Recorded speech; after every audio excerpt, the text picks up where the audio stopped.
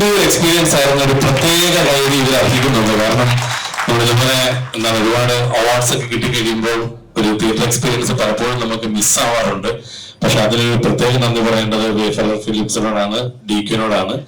കാരണം നല്ല നല്ല സിനിമകളെ സപ്പോർട്ട് ചെയ്ത് ഇതുപോലൊരു പ്രൊഡക്ഷൻ കമ്പനി മലയാളത്തിലുണ്ട് എന്ന് നമുക്ക് അഭിമാനത്തോടുകൂടി പറയാം. അവർക്ക് പ്രത്യേകം കൈഡി. പിന്നെ ഈ സിനിമയുടെ എല്ലാവരോടും, ഇതിന്റെ ഡയറക്ടർ, അതുപോലെ തന്നെ ഇതിന്റെ പ്രൊഡ്യൂസേഴ്സ്, ഇതിൽ അഭിനയിച്ച എല്ലാ ആക്ടേഴ്സും ഗംഭീരമായിരുന്നു കേട്ടോ. ബ്രദർ ഒന്നും പറയാനില്ല, ഒരുപാട് ചിരിച്ചു.